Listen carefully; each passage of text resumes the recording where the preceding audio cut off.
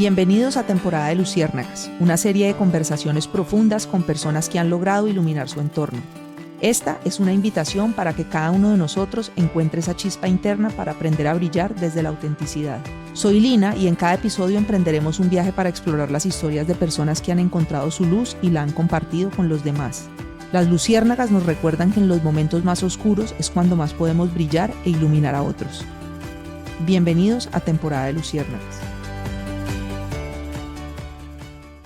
Bueno, hoy estoy aquí con una luciérnaga muy especial. Quiero, Majo, darte de verdad un agradecimiento por haber aceptado esta invitación de estar aquí conversando conmigo en Temporada de Luciérnagas. Tu forma de ser y tu historia han sido dos cosas que me han cautivado desde el comienzo. Yo pues realmente no nos conocíamos, habíamos interactuado en Women in Connection, que es una tribu femenina que tenemos muy bacana. Pero en mi día a día el trabajo de reputación es algo que me gusta hacer. Desde la Andy lideramos algo muy bonito en la región alrededor de eso. Y yo en algún momento te busqué y dije, yo voy a llamar a María José sin conocerte y le quiero contar lo que yo estoy haciendo. Y me respondiste, claro, de una, reunámonos. Me sentaste a tu equipo y tuvimos una conversación muy chévere sobre lo que ha sido ese proceso en el Valle. Y bueno, con el tiempo te he ido conociendo, has venido a dar charlas a los afiliados de la Andy Valle del Cauca sobre distintos temas, pero yo sí debo decir que algo que me ha cautivado a mí sobre tu forma de ser es esa esencia. Yo diría que hay una transparencia y algo tan genuino en la manera en que vos podés contar tu proceso, de ese encuentro con esa búsqueda personal, de ese acompañamiento con ese hijo guapo que tenés y con esa hija pianista hermosa. Y es como una transparencia que a mí me encanta. Entonces estoy feliz de estar hoy aquí con vos, María José Quiseno. Bienvenida a Temporada de Luciérnagas. No, muchísimas gracias por esta invitación. Además, para hablar de tal vez eso que es lo más importante que tenemos, que es la voz. La voz. Entonces, hoy estamos acá en Cali. Venís a lanzar desde el mundo empresarial o de la Andy ese libro tan espectacular que tenés de La Voz del Líder. Y se llama La Voz del Líder, pero yo creo que encontrar la voz de ese líder pasa por encontrar esa voz personal. Y yo estoy convencida de que la vida es un ejercicio de ir recogiendo esos pedacitos del alma que uno va dejando regados en distintas situaciones, poder verlos, integrarlos y apalancarse en ellos para crecer y ser mejor persona. Creo que ese es el único ejercicio que le permite a uno ir avanzando y no quedarse patinando en distintas situaciones. Y yo creo que encontrar esa voz pasa por ahí. Vos me contarás un poquito sobre eso. Y antes de que lleguemos a la voz del líder, a mí me gustaría que me contaras cómo María José Quiseno encontró su propia voz. Yo creo que no la he encontrado todavía, hay que decirlo de esa manera. La búsqueda de la voz es una búsqueda constante. Tenemos una voz distinta en cada momento de la vida y ante cada situación. Se va transformando, a veces nos regresamos, tampoco es un camino recto, es un camino que vas transitando en esa búsqueda, creo yo, muy contextual, en donde entiendes el entorno, entender el entorno, entiendes tu momento de vida y también vas hacia lo más profundo de decir, esta voz para qué le sirve a los demás. Hemos confundido tener una voz con ambición, hemos confundido tener una voz con exceso de protagonismo y tal vez mi reflexión más profunda, Lina, es cómo tenemos una voz al servicio de, una voz que les sirva y les sea útil a los demás. Ok, ahorita antes de que nos sentáramos aquí a conversar, estábamos hablando tal vez sobre esos momentos en la vida y sobre cómo uno con la madurez va enfocándose mucho más en la búsqueda de propósito. Este podcast es producto de esa búsqueda y de ese deseo de encontrar algo que me hiciera calentar el corazón. Para mí es muy importante eso, tal vez es un tema de formación, de casa, y creo yo que es algo bonito, porque entonces uno pasa tal vez de momentos en donde me quiero comer el mundo a quiero alinearme muy bien con quién soy yo y para eso primero necesito entender muy bien quién soy yo. Y me gustaría que me compartieras un poquito cómo ha sido ese proceso tuyo personal en ir encontrando eso. Y eso te lo quiero sobreponer o poner en una autopista paralela a esa vida profesional tan exitosa que tenés, porque trabajas en un banco, pues que a mí me parece espectacular todo lo que proyecta Bancolombia en términos de cultura, esa cercanía, los equipos que hay en las regiones, al menos con el que interactúo yo, pues absolutamente espectacular. Y uno te ve a vos combinando esos dos mundos, porque has trabajado el tema de la voz, pero al mismo tiempo has llevado esa forma de comunicar y de relacionamiento con grupos de interés del banco de una manera muy humana. Entonces, me gustaría poder entender esas dos cosas porque te veo alineada con esa búsqueda de propósito, pero te veo también en una posición profesional en donde, pues yo creo que has llegado. ¿Vos te imaginaste en algún momento de tu vida al comienzo en la universidad que ibas a llegar tan lejos? No, jamás. Pero también he transformado mi definición de éxito. Y vamos a coger tu pregunta que aborda muchos temas como por pedacitos. Lo primero es esa búsqueda personal, esa búsqueda de Majo. ¿Quién es Majo? Esa niña de Manizales que llegó a vivir a Bogotá hace más de 25 años, llena de sueños. Yo diría una maleta con sobrepeso de sueños fue como el arranque de mi vida.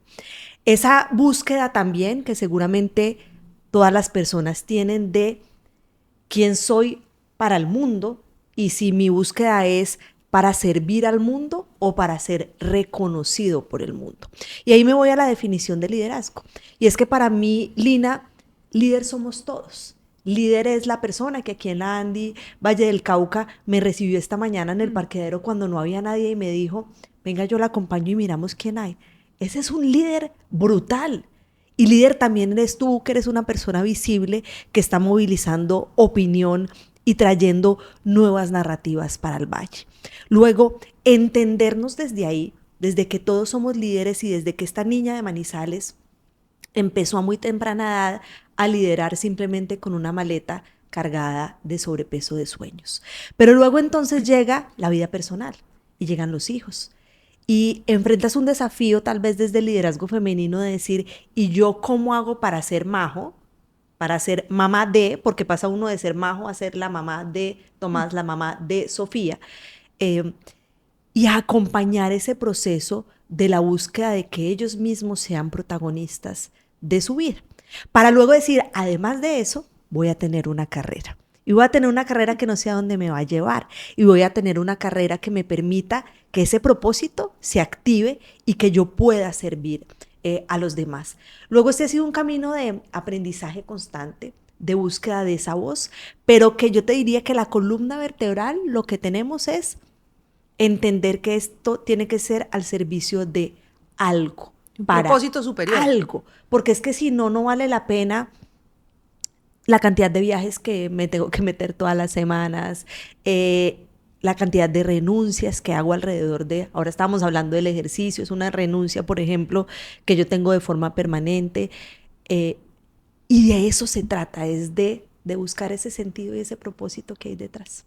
Y de eso se trata al final mi libro. Mi libro también, como Temporada de Luciérnagas, es una búsqueda de propósito en un país que está lleno de silencios, en un país en donde las familias aprendieron a vivir en el silencio, en donde las cosas difíciles no se hablan desde la casa y en donde los niños están creciendo en un ambiente, Lina, que tal vez no es el más sano desde la forma misma en que nosotros los papás estamos narrando a Colombia.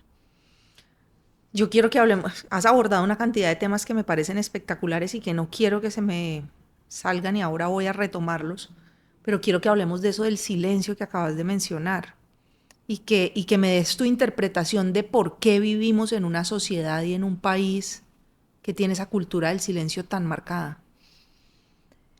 Yo creo que, bueno, Colombia es un país de regiones y cada región tiene una particularidad cultural. Yo soy del eje cafetero, de una familia muy tradicional, en donde simplemente muchas veces con los ojos decíamos, de eso aquí no se habla, no, como que todos entendíamos, como que la mamá abre los ojos y uno entiende que de eso no se habla.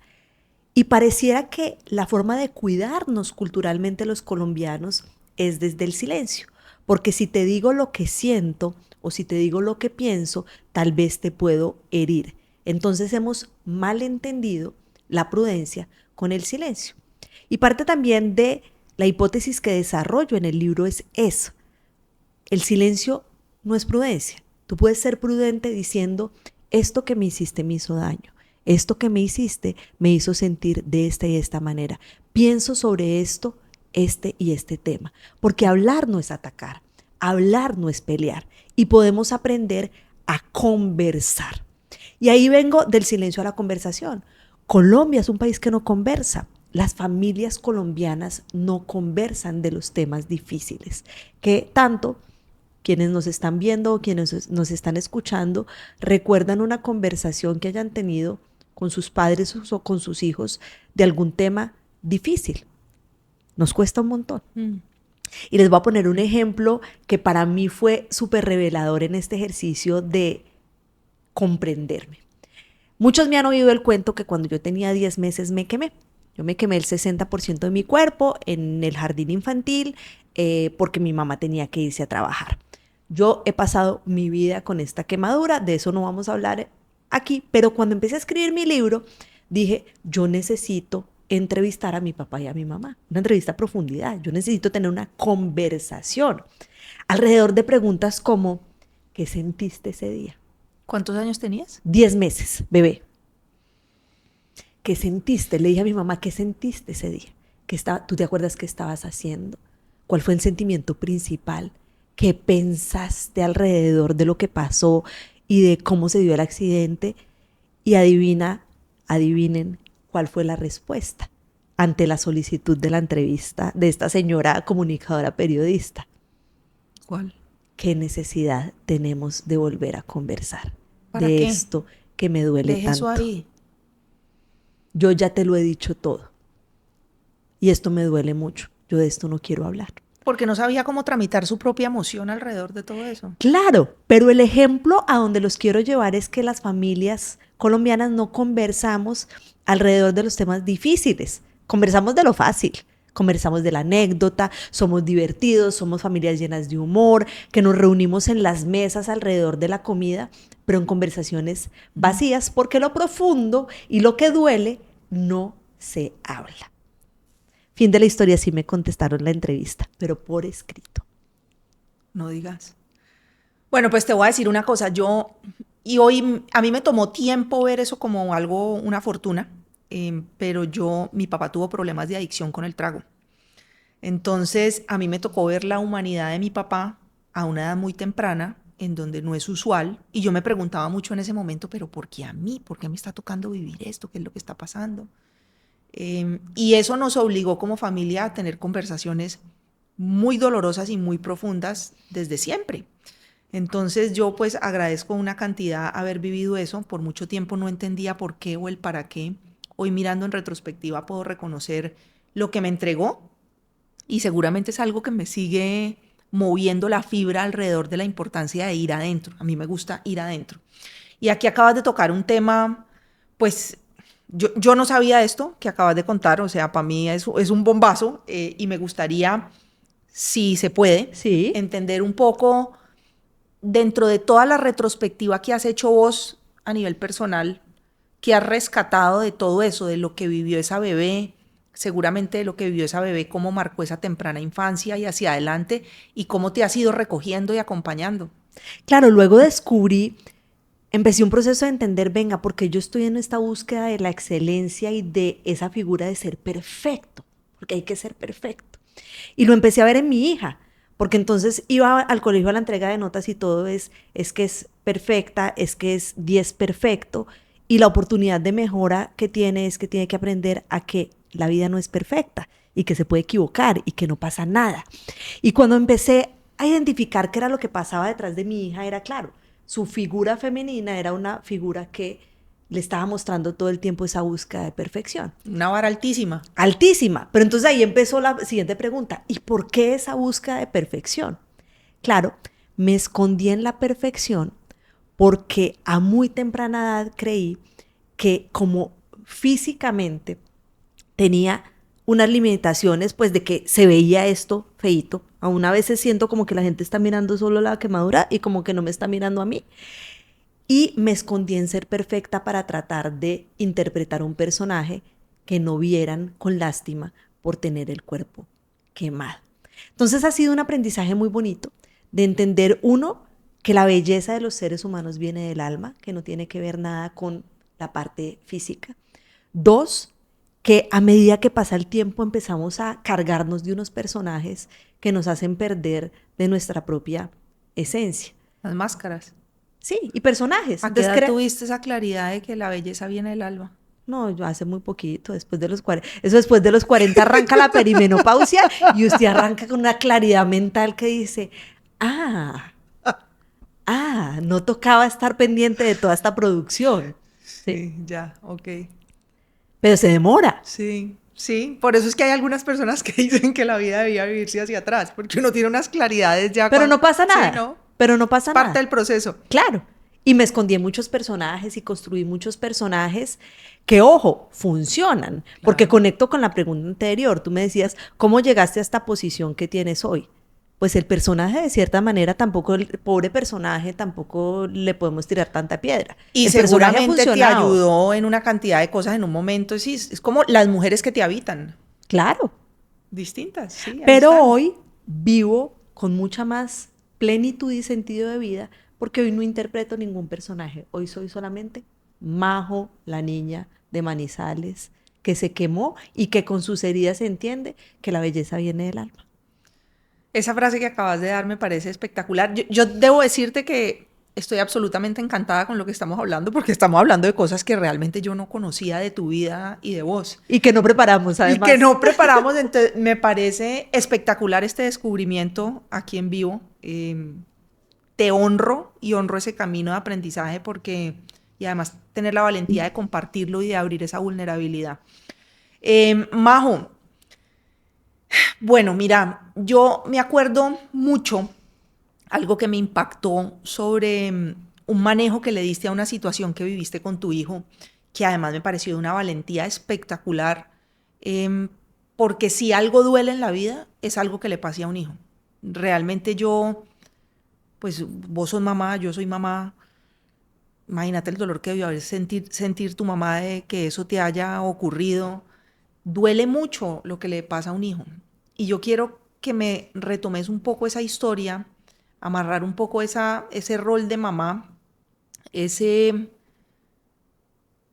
haber alzado tu voz para mostrar además masivamente, porque fuimos muchas personas en Colombia quienes nos enteramos de la importancia de abordar los temas relacionados con el matoneo y de parar y de poner límites. Y sobre todo me gustaría que me enseñaras a mí, yo tengo una hija de 9 años, porque yo me pregunto mucho cuál es la mejor manera en que le puedo enseñar a Emma que ella debe poner límites y a confiar mucho en ella y ser capaz de ponerlos, y sobre todo nunca patrocinar injusticias si ella está presente, poner límites a otros así no tenga que ver con ella. ¿Me puedes hablar un poquito de eso? Maravilloso, porque también nos abre una conversación nacional en donde estamos en un país que ha convertido en un lugar común la violencia. Entonces, cuando uno se va digital, y piensen ustedes que vieron hoy en redes sociales, se atacan unos a otros. El lenguaje ha subido de nivel, especialmente en esta época preelectoral, de una forma impresionante. Y en las mismas casas, lo que te decía al principio, nos estamos narrando de una forma distinta. Entonces, cuando uno se baja y llega al colegio, y de esto podemos hablar de un colegio público, privado, de cualquier tipo, digamos, de estructura educativa que haya en cualquier parte del país, se encuentra con que Colombia es el segundo país de la OECD que tiene más acoso en niños, ya sea acoso psicológico o acoso virtual o ciberacoso.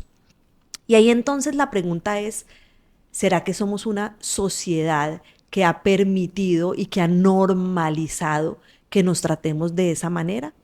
No lo sé, lo sigo estudiando, pero una de mis hipótesis principales es que sí somos un país que ha normalizado la violencia. Y como hemos normalizado la violencia, especialmente la verbal y la psicológica, pues en el aula de clase, entre los 9 y los 13 años, son el momento clave, o sea, el momento en el que está entrando tu hija en este instante, es el más clave de estar muy pendientes y muy activos, porque claro, crecieron en un país que se narra desde la violencia, crecieron en un entorno en donde los adultos se atacan y entienden que eso es normal. Luego empieza un triángulo muy doloroso, que es el triángulo que tal vez ha vivido cualquier colombiano. y es una persona que es violenta desde su lenguaje, desde su forma de interactuar en digital o incluso desde la violencia física que aún seguimos viendo que hoy pasa hacia mujeres, hacia niños. Tenemos una persona que es violentada y que pierde su voz porque lo que empieza a hacer la violencia es que te fractura la autoconfianza y empiezas a dejar de confiar en ti. Te rompe completamente y tienes en esta otra punta del triángulo muchos observadores. Realmente quien acaba ese círculo de la violencia no es intervenir al acosador, que también, o intervenir a la víctima, que también, sino hay que intervenir a esta sociedad, sea de niños o de adultos, que está observando. Y les pregunto, ¿cuántas veces han observado una persona haciéndole daño al otro y le han puesto ustedes límites? No lo hacemos, Lina. ¿Cuántas veces en una reunión de trabajo uno ve que atacan a otro y uno se para y dice, oye, te digo una cosa, eso le está haciendo daño a Lina? Pues yo nunca lo he hecho. O sea, asumo que Lina se autodefenderá, pero no puedo saber en qué momento está Lina de su vida que tiene toda la autoconfianza para defenderse. Y eso fue lo que pasó. Mi hijo tenía 13 años. Voy a contar la historia un poco rápido para poder llegar realmente al aprendizaje. Sufrió de un acoso escolar desatendido por la institución educativa en la que estaba por más de un año y terminó al borde de la muerte en la Fundación Santa Fe de Bogotá en una UCI por más de 3 meses. Y yo empecé a entender que esto no era solo algo que estaba pasando en mi casa. Porque inicialmente entonces, ¿qué pasa cuando tenemos un problema? Y piensen ustedes allá. Cuando tenemos un problema, resulta que a los colombianos nos dijeron, la ropa sucia se lava en casa. Entonces usted se contrae. En silencio. En silencio y venga, resolvemos esto y ojalá nadie se dé cuenta y con prudencia y tal. Y yo dije, pero ¿por qué no podemos hablar de esto si esto no es algo que le pasó a mi hijo, sino que le puede estar pasando a muchos niños en ese mismo colegio y en ese mismo salón? Porque resulta que la cultura del acoso no se trata de una persona que es violenta. Es una cultura. Es una cultura y es sistémico. Y hay que intervenir el sistema. Los papás, los niños, los profesores, toda la gente que apoya en el colegio. Y ahí entonces empecé a investigar y empecé a acompañarme de herramientas legales. Y lo que descubrí es que la legislación colombiana no tenía herramientas ni rutas claras que permitieran ni a los colegios ni a los papás tener una ruta de protección para los niños colombianos, para cuidar su derecho a la vida, su derecho a la educación y un derecho que yo me inventé, pero es el derecho a tener una voz, ¿no? A tener una voz que le pudiera decir al otro, para, lo que me estás haciendo me hace daño, o a tener una voz que le pudiera decir al otro, ayúdame, me están haciendo daño. Y ahí llegué hasta la Corte Constitucional y hoy los niños colombianos tienen una sentencia que les permite tener una ruta de protección y unas herramientas claves para empezar a disminuir tener una voz. Tener una voz. Pero eso no es suficiente. Necesitamos seguir abriendo esas conversaciones. 1, calladitos no nos vemos más bonitos. 2, hay que conversar especialmente de lo más difícil, con respeto, con el tono de voz adecuado, con las palabras correctas, pero hay que conversar. Y desde la casa cada uno nos tenemos que hacer cargo de bajarle a esta narrativa violenta, a esta narrativa polarizante, a esta narrativa de los de allá y los de acá, que todos a veces caemos en esa trampa. Es que ellos y nosotros, ¿no? Usted y yo no estamos construyendo una narrativa del nosotros como sociedad.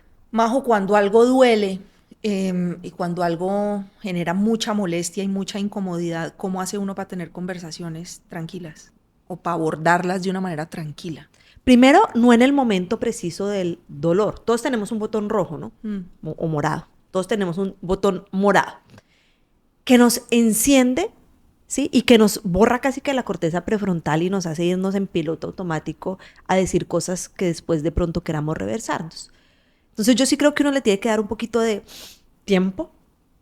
El tiempo pueden ser 30 segundos o pueden ser 2 días. Depende de cada persona. Pero no te quedes con esa conversación. Ayer estaba almorzando con una amiga que me decía, me pasó esto en esta reunión y sentí que esta persona me violentó. Y le dije, ¿y tú le dijiste? No, yo no le voy a decir, ¿cómo se te ocurre? Es que yo no le voy a volver a hablar, es que de verdad estoy muy alterada. Y yo le decía, pero tal vez esa persona, primero, partamos de un supuesto, de pronto no se dio cuenta. Sí. ¿Cuántas veces hacemos daño Sin darnos cuenta? ¿Por qué? Porque lo que me duele a mí no te duele igual a ti. Y también porque vivimos en un piloto automático en donde a veces no somos dueños ni de nuestras palabras. Hablamos por hablar y decimos cosas. ¿Qué pasaría si, digamos que yo soy la persona que te hice daño y tú me dices, Majo, yo quisiera contarte que ayer en la reunión en la que estuvimos, tú mencionaste esto y esto y esto y quiero contarte cómo me sentí? No, y nos cuesta mucho trabajo entender también desde dónde, cuál es la realidad de la otra persona, qué le está pasando, qué no le está permitiendo de pronto alzar su voz. Y eso, pues sí me estás haciendo caer en cuenta de que uno tiene que mirar con mucha atención su entorno. Muchísimo. Entender el entorno.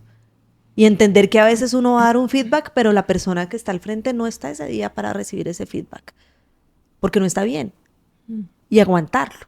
Es tener esa capacidad de conectar y de verte no con los ojos, sino, voy a decir algo que puede sonar esotérico o a autoayuda, que no lo es, pero es cómo te veo desde el alma, desde el centro, no con los ojos. Así es. ¿Cómo te siento? A mí me genera mucha curiosidad que muchas veces uno le pregunta a la gente cómo estás y le contestan qué está pensando, no qué está sintiendo, qué hay aquí. Quiero saber qué hay acá. Y eso creo yo es algo importante. Majo, 2 hijos, una carrera profesional exitosa, una búsqueda interior que me parece que ha recorrido un camino espectacular. Háblame de ese esposo, de ese compañero. Un compañero de vida además de toda la vida. Yo conocí a mi esposo cuando tenía 16 años. No te puedo creer. Estaba en 11 y él también, porque además somos de la misma edad. De Manizales los de dos. Manizales los dos. Y empezó un camino de la vida de un gran compañero de vida y un coequipero como ninguno. Estoy convencida que las mujeres que logran tener ese equilibrio de vida personal y vida laboral y tener hijos, no es que sean unas mujeres maravilla, es que tienen una maravilla de pareja en la casa. Entonces yo no me siento que soy la mujer maravilla, lo que creo es que tengo una maravilla de equipo. Un gran equipo, sí. En mi casa. Y ha sido una persona que me ha acompañado en las altas y en las bajas, que me ha acompañado en esa búsqueda también personal, pero sobre todo que me ha querido tal y como soy, ¿sí? Sin personajes. Y que además ha logrado algo que es lo más difícil, lo hablábamos ahora antes de estar aquí, y es, pues nosotros llevamos casi que 25 años juntos, 26 años juntos, y pues la Majo de hace 26 con la de hoy es distinta. Claro. Y aprender a crecer con ese otro que ya no es igual al que conociste y entenderlo desde ahí es absolutamente maravilloso, pero es un camino que se construye todos los días. ¿Se ha asustado en algún momento con tu luz? Se ha asustado con mi luz. ¿Y cómo han manejado eso? Sí, hasta yo misma me he asustado con mi propia, con la mía propia. Cuando uno dice, güey, pucha, me voy a esconder entre las cobijas porque estoy muy asustada de mí misma. Claro que se ha asustado con esa luz, pero ha entendido que no se trata de una luz que lo opaca, que eso es diferente cuando sientes que alguien tiene mucha luz y te opaca, Sí. sino ha sentido que es una luz que lo ilumina y lo crece. Sí. Es decir, lo ha visto desde otro lugar, desde cómo crecemos juntos. Y tiene una cosa muy particular y bellísima que yo valoro un montón, y es que todo lo narra en nosotros. Nosotros lanzamos un libro, nosotros tenemos un lanzamiento mañana, nosotros, y a veces nosotros vamos a Cali, no, pero tú no vas a Cali, sí, pues nosotros estamos en Cali porque si tú estás en Cali, yo también simbólicamente estoy. Y yo creo que ahí está parte del éxito de lo que hemos construido. ¡Qué belleza! Bueno, al comienzo hablé de esa tribu de la que hacemos parte, Women in Connection, y quiero que hablemos un poquito del tema de equidad de género y de ser mujer. Porque esta es una discusión que yo tengo a veces con amigas mías donde me dicen, pero vos, ¿por qué le das y le das y le das a ese tema de equidad de género? y realmente ellas me dicen que no han sentido una diferencia y yo les empiezo a mostrar, no has sentido una diferencia, vení, ta, ta, ta, ta, ta. Y como que van reconociendo, pero con dificultad. Yo inicié mi vida profesional en el mundo público, pero antes de haber llegado ahí tuve un jefe acosador con mucho silencio alrededor, en donde nadie, viendo una pelada de 23 años, 24 años, viviendo esta situación, se me acercó a preguntarme, ¿vos ¿Cómo te estás ayudo? bien? ¿Cómo te ayudo? ¿Qué está pasando acá? Esto está como extraño. Y eso es algo que yo miro hacia atrás y digo, wow. Y tal vez esa situación me enseñó a alzar la voz. Y yo por lo general procuro, cuando tengo que decir las cosas, decirla. Y sí sé, eso genera incomodidad, pero igual doy el paso y lo hago. Y crecí además en un mundo público en donde había pocas mujeres, pero había también poca sororidad. Yo no sentí que las mujeres que tenían ya unos pasos recorridos alrededor mío estaban interesados en ayudarlo a uno a irse abriendo espacio. Y eso me impactó mucho. Por eso también hoy en día con conciencia busco acompañar peladas jóvenes para que vayan creyendo cada vez más en ellas mismas. Vengo además de una familia marcada por esto. Mi abuela fue la primera médica mujer del Valle del Cauca. Crecí oyendo esas historias y pues por supuesto eso me marcó. Mi mamá, una mujer también que trabajó mucho eso y siempre me repitieron, usted tiene que ser independiente, busque su independencia. Obvio, ellas seguramente me transmitieron eso mucho desde temas del miedo de ellas mismas. Yo he logrado transitarlo y entender que no es una cosa o la otra, sino tal vez el equilibrio. Y para mí, Women in Connection y llegar a esa tribu y encontrar un grupo de mujeres metidas trabajando por un propósito me pareció espectacular. He conocido unas mujeres increíbles ahí. Y quiero que me contes cómo has vivido un poco sector financiero, mundo corporativo. Cuando tenemos hijos nos toca hacer renuncias. También quiero que hablemos de las renuncias. Y los hombres, yo creo que mi marido nunca se ha preguntado a qué debería renunciar por alguna cosa que tenga que ver con nuestro ámbito familiar. Los hombres van para adelante, es como un tema cultural, no sé. Entonces yo siento que uno como mujer hace renuncias, pero quiero saber dentro de esas renuncias además cómo has vivido el tema de equidad de género, del ser mujer, de estar criando una mujer, conscientemente qué le estás queriendo transmitir. Y de estar criando un hombre para que sea Ah, aliado de las mujeres. importantísimo, tal Súper cual. importante. Lo primero que te diría es, en el liderazgo, entender que crecimos con unas figuras de liderazgo masculinas, para mí fue un gran descubrimiento. Nunca lo había pensado, que mis referentes eran solo señores. Porque cuando yo pensaba en un líder, pensaba en un señor súper exitoso que me había enseñado mucho. Pero no tuve referentes de figuras femeninas que me ayudaran a transitar ese camino. Y coincido contigo, yo estudié en un colegio de monjitas femenino en Manizales y pues yo no sentí, tengo grandes amigas, no se sientan ofendidas, pero no sentí que ellas me impulsaran y me acompañaran, sino sentí que era como una carrera en donde competíamos. A ver cuál era la que llegaba primero, no de qué forma llegábamos juntas. Lo que he sentido en Women in Connection en este momento es que si estamos buscando cómo llegar juntas, cómo apalancarme de lo que tú sabes, cómo con tranquilidad llamarte a decir, no sé hacer esto, ¿qué opinas tú? ¿Cómo lo harías? ¿Cómo lo podemos hacer mejor? Y tener esa tranquilidad o ese espacio de seguridad psicológica para hablar desde la menopausia hasta la crianza de los hijos, hasta cómo gerenciar una crisis o una organización, para mí puede ser uno de los espacios más valiosos. La pregunta es, ¿qué tantas mujeres colombianas están teniendo espacios de seguridad psicológica para crecer y para conversar sobre estas cosas? Creo que ahí todavía tenemos un camino de cómo maximizar el impacto de eso que logramos y cómo mostrar, uno, que no tenemos que ponernos la camiseta de la 10 y ser perfectas en todo. Dos, que no somos superwoman, que necesitamos es un super equipo. Y tres, también con honestidad decirle a las mujeres que están empezando este camino de liderazgo que sí hay que hacer renuncias.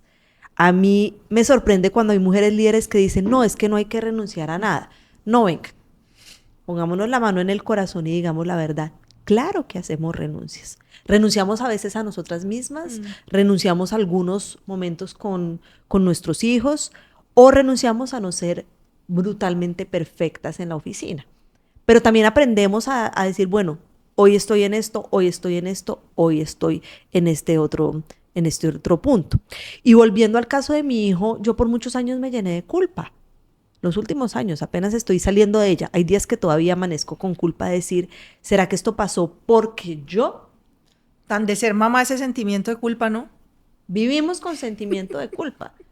La mañana estaba aquí con sentimiento de culpa porque amanecí en Cali y no amanecí en mi casa haciéndole los huevitos como le gustan a mis chiquitos a las 5 de la mañana. Pero es entender eso. Sí hay que renunciar. Esa renuncia es real. Pero esa renuncia, cuando tiene un propósito detrás, pues vale la pena. Entonces, ¿cuál es tu propósito? ¿A qué vas a renunciar? ¿Y cómo creas un super equipo? Y aquí no le estoy hablando solo a las mujeres, le estoy hablando a los señores también. Porque necesitamos que para que haya más mujeres en posiciones de liderazgo en este país, en lo público y en lo privado, necesitamos más superhombres y super equipos que desde la casa hagamos todo un nosotros. Nosotros hacemos el desayuno, nosotros vamos al pediatra, nosotros. Y si construimos sobre ese nosotros, pues podemos tener marco de acción los dos. Qué belleza, Majo. Yo te quisiera, para la gente que nos está oyendo, que les digas de pronto cuál es un buen camino para recorrer o que una persona deba recorrer para encontrar su luz de luciérnaga. Todos tenemos una voz. Es lo más importante. Todos tenemos una voz. Algunos hablaron a los 10 meses, otros a los 2 años, pero todos tenemos una voz. Y para encontrar esa luz, te tienes que devolver a ese niño o a esa niña que no interpretaba un personaje. Tu luz está en tu autenticidad.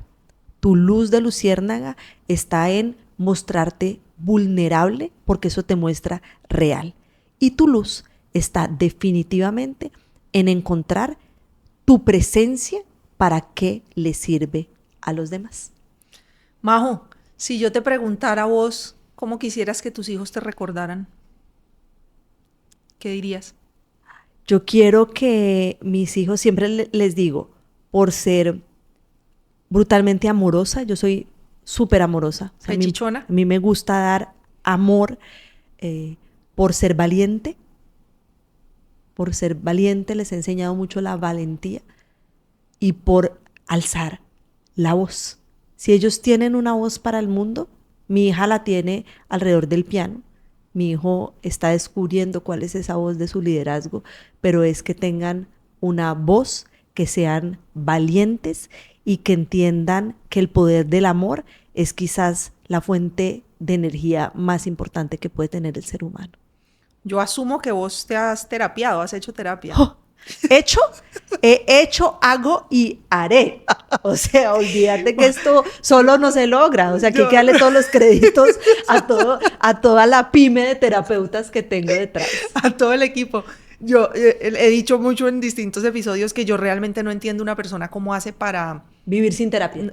No, yo tampoco. Es algo que para mí es inexplicable porque uno necesita apoyos en ese descubrimiento personal. Majo, mil gracias por tu generosidad, por esta conversación tan rica en la que creo hemos recorrido pues distintos ámbitos, lo personal, lo profesional, la proyección, la luz, esa búsqueda de esa llamita que le va mostrando a uno la brújula. Creo yo que esa es la verdadera brújula en la vida. No sé si se nos queda algún tema por fuera, algo que quieras de pronto compartir antes de pasar a hacer la presentación de ese super libro. No, lo único que yo les diría es necesitamos más voces que narren el presente con sentido de posibilidad. Y para eso puede ser desde la señora de la esquina que vende los mangos, es simplemente encontrar las palabras correctas para narrar un futuro posible. Lo podemos hacer entre todos. Y si lo hacemos entre todos, les aseguro que vamos a dar un salto cuántico en la forma como vemos el país y cómo construimos sociedad. Te tengo una última pregunta que viene con este tema que acabamos de hablar. La construcción de confianza, creo yo, es algo fundamental en lo que tenemos que trabajar, en esos juegos de polaridades en las que estamos en el país. Y quiero que me digas cuál crees que es el mejor camino a recorrer cuando uno, y yo creo que estamos convencidas las dos de eso, cuando uno sabe que debe humanizar la voz de los líderes empresariales del país. Los líderes también están llenos de silencios y las compañías, como los hogares, pareciera que los líderes se metieron con 4 llaves en el baño y no quieren salir. Y un país que no se narra desde el empresariado, que es la principal fuente no solo de confianza, sino de desarrollo sostenible y económico, pues es un país que se queda sin una parte de la historia. Y no les voy a resolver la pregunta, sino que los voy a dejar con otra pregunta. ¿Quién está narrando el país? ¿Nosotros, o sea, todos, o ellos? Me quedo con esa reflexión y sobre la importancia de alzar la voz. Bueno, pues esta es María José Quiseno, una gran mujer, mamá, profesional, esposa, una líder en todo el sentido de la palabra, una luciérnaga. Vengan, oigan este capítulo, compártanlo en sus redes sociales y los espero en el próximo episodio de Temporada de Luciérnagas. Gracias, Majo. Gracias. Gracias por apoyar Temporada de Luciérnagas. No olvides suscribirte y seguirnos en Instagram, YouTube y Spotify. Nos vemos en el próximo episodio.